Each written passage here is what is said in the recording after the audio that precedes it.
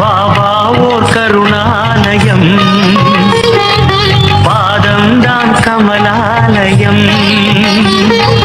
பாபா ஓர் கருணாலயம், பாதம்தான் கமலாலயம். சாயப்பா உறவுகள் அனைவருக்கும் வணக்கம். சாயப்பா மேல் நம்பிக்கை வைத்து அவரை நினைத்து கொண்டிருக்கும் உங்கள் அனைவரின் வேண்டுதலையும் சாயப்பா நிறைவேற்றுவார். நல்லதையே நினைப்போம், நல்லதே நடக்கும். என்றும் சாயப்பாவின் அருள் உங்களுக்கு இருக்கும். நம் மனதிற்கு இதமான சாயப்பாவின் இன்றைய அருள்மொழியை கேட்போமா?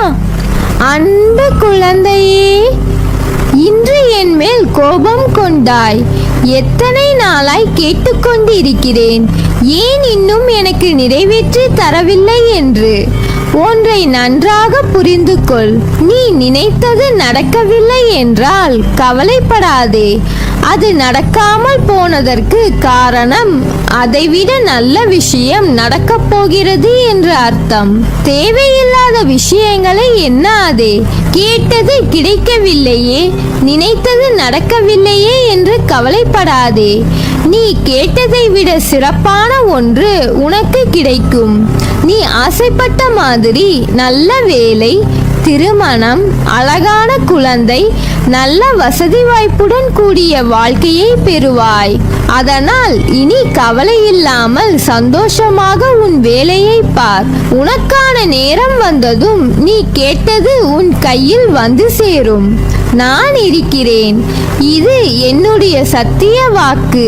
என் குழந்தைகள் கோபித்துக் கொள்ளலாம், ஆனால் நான் உன்னை கோபித்துக் கொள்ள மாட்டேன். அப்படி நான் கோபம் கொண்டாலும் என் பிள்ளையான உன்னை நல்வழிப்படுத்துவதற்கே என்பதை புரிந்து கொள். என்றும் துணையாக இருந்து என் இதயத்தில் அரவணைத்து காப்பேன். எனவே எதற்காகவும் அஞ்சாதே. இந்த நிலை மாறி நீ விரும்பும் அனைத்தும் கிடைக்கும். எனவே கவலை கொள்ளாதே, நம்பிக்கையோடு செயல்படு. நீ எடுக்கும் எல்லா முயற்சிகளிலும் உனக்கு வெற்றி நிச்சயம். என் வார்த்தைகள் மீது நம்பிக்கை வைத்து செயல்படு. கவலைப்படாதே, நான் இருக்கிறேன் உன்னோடு என்றென்றும். எதற்கும் பயப்படாதே, கலங்காதே. உன்னில் நிச்சயம் வெற்றி என்ற தீபத்தை நான் ஏற்றுவேன். நீ உன்னில் பார்க்கும் அனைத்துமாய் அகிலத்தின் ரூபமாய் உனக்கு நான் இருப்பேன். உன் வாழ்க்கையே போராட்டங்கள் நிறைந்ததாய் இருக்கிறது. உனக்கு மட்டும் எல்லா கஷ்டங்களும் வருகிறது போல தோன்றுகிறதா? அதற்கான உண்மையான காரணம் நீ வாழ்க்கையில் ஜெயிக்க பிறந்த குழந்தை. நல்ல வாழ்க்கை வாழ நினைப்பவர்கள் காயப்படுவார்கள், ஆனால் அவர்கள்தான் வாழ்க்கையில் என்றும் ஜெயிப்பார்கள். நீ வாழ்க்கையை ஜெயிப்பதற்காக பிறந்த என் குழந்தை. நீ ஜெயமாக வசந்தமாக வாழ்வாய். எல்லோருடைய வாழ்க்கையில் சந்தோஷங்கள் கஷ்டங்கள் வருவது இயல்பு. அதை தாண்டி உன் மன வலிமையை சோதிப்பது போன்ற நிகழ்வுகள் நடக்கிறது என்றால் நீ சரியான பாதையில் தான் பயணிக்கிறாய்.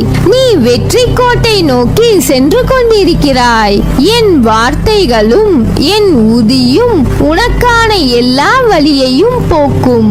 தடைகள் அனைத்தையும் கடக்க மன உறுதியை கொடுக்கும். என் ஆசிர்வாதத்தை நிறைந்த மனதுடன் உனக்கு அருள்வேன். உன் கையில் நிச்சயம் நான் கொடுக்கும் உதியை வாங்குவாய். வெற்றியை நோக்கி சென்று கொண்டிருக்கிறாய். அதனால் தேவையற்ற வாக்குவாதங்களில் ஈடுபடாதே. அது உன் நிம்மதியை தொலைத்துவிடும். எதிரியை அழிக்க வேண்டும் என்ற எண்ணம் வந்ததே, அந்த எண்ணத்தையும் அந்த எண்ண உணர்வையும் அழித்து விடு. வாழ்க்கை ஆனந்தமாகும். உனக்கு இன்னும் சில விஷயங்கள் புரியாதவையாக உள்ளன. நீ மலை போல நினைத்திருக்கும் பிரச்சனைகள் எல்லாம் நான் ஏற்கனவே தீர்த்து விட்டேன். எத்தனை முறை சொன்னாலும் நீ அந்த பயத்திலேயே இருப்பதால் தீர்ந்த பிரச்சனையை தீர வேண்டும் என தொடர்ந்து வேண்டிக் கொண்டிருக்கிறாய். பிரச்சனை என்று வந்துவிட்டால் ஒரே அடியாக பயந்து விடுகிறாய். இதை இப்போதே விட்டுவிடு. இனி வரப்போவதெல்லாம் உனக்கு வசந்த காலங்கள். நீ என் அன்பு குழந்தை. தேவையில்லாத விஷயங்களுக்கு நேரத்தை செலவிடுவதையும் அதற்கு வருத்தப்படுவதையும் நான் விரும்பவில்லை. என் பிள்ளையின் நிம்மதிதான் எனக்கு நிம்மதி. நீ நிம்மதி இல்லாமல் நான் எப்படி நிம்மதியுடன் இருப்பேன்? உன் மனதை ரணப்படுத்தி பார்க்க நினைப்பவர்கள்தான் தெரிந்தே உன்னிடம் வலிய வருகிறார்கள். ஒரு வார்த்தையுடன் அவர்களுக்கு பதில் கூறு. அப்படி இல்லை என்றால் என்னை நினை. அவர்களுக்கு தக்க பதிலடி கொடுப்பேன். உன்னை காயப்படுத்தியவர்களை நான் சும்மா விட்டு விடுவேனா என்ன? அதற்கான தண்டனையை அவர்கள் கண்டிப்பாக அனுபவிப்பார்கள். அதனால் நீ எதையும் மனதில் போட்டு குழப்பிக் கொள்ளாமல் உன் வேலையை மட்டும் கவனத்தோடு பார். வாழ்வில் எதையெல்லாம் நிரந்தரம் என்று நினைத்து கொண்டிருந்தாயோ அவை எல்லாம் நிதர்சனம் இல்லாத பொய்கள் என்று புரிந்து கொள்ளவே சோதனைகள் தரப்பட்டன. யாரை நம்பி நீ உன்னுடைய உடைமைகளை கொடுத்தாயோ அவர்கள் உண்மை இல்லாதவர்கள் என்பதை உணர்த்தவே பிரச்சனையில் உன்னை சிக்க வைத்தேன். யாரை எதிர்பார்த்திருந்தாயோ அவர்களால் உனக்கு நன்மை இல்லை என்பதை உணர்த்தவே அவர்களின் சுயரூபத்தை உனக்கு வெளிப்படுத்தினேன். ஆனால் நீயோ வெகுளியாக இருந்து விட்டாய். உனது அன்பு குணத்தை அப்பாவித்தனத்தை அவர்கள் பயன்படுத்தி கொண்டார்கள். பொருளையும் நம்பிக்கையையும் இழந்து விட்டாய். அவமானமும் பட்டாய். அந்த கெட்ட காலங்களை நினைத்து பார்க்க வேண்டாம். இந்த காலங்கள் மாறிவிட்டன. இனி உனக்கு வருவதெல்லாம் வசந்த காலங்களே. சோர்ந்து போயிருந்த உன்னை தேற்றி இதோ நான் உனது வலது கையை பிடித்து தூக்கி நிறுத்தினேன். நான் உன்னை தாங்கிக் கொண்டிருக்கிறேன் என்பதை உணர்த்துவதற்காக பல முறை உன் கோரிக்கைகளை நிறைவேற்றி தந்தேன். இக்கட்டான நேரங்களில் எல்லாம் உன்னுடன் இருந்து உன்னை காப்பாற்றினேன். நீ கூப்பிட்ட நேரத்தில் எல்லாம் பதில் குரல் கொடுத்தேன். இதையெல்லாம் நான் எதற்காக செய்தேன்? நீ எப்போதும் ஆனந்தமாக இருக்க வேண்டும் என்பதற்காக செய்தேன். ஆனந்தம் மன மகிழ்ச்சியாக இருக்கும் போது அல்லவா வருகிறது. மன மகிழ்ச்சி எப்போது வருகிறது? உன் கோரிக்கைகள் அனைத்தும் நிறைவேறிய பிறகுதானே வருகிறது. நீயோ நான் முடித்துவிட்ட பிரச்சனைகள் இன்னும் முடியவில்லை என்று தவறுதலாக புரிந்து கொண்டு இன்னும் துக்கத்தில் இருக்கிறாய். அதை தூக்கி உன் மனதிலிருந்து எரிந்துவிடு. அப்போது நீ கலக்கமடைய மாட்டாய். மனிதனாக பிறந்தால் எல்லாவற்றையும் அனுபவித்து தீர வேண்டியிருக்கும். நீ ஆனந்தமாக இருக்கும் போது உனக்குள் தைரியம் பிறக்கும், தன்னம்பிக்கை பிறக்கும், எதையும் சாதிக்கலாம் என்ற உற்சாகம் பிறக்கும்.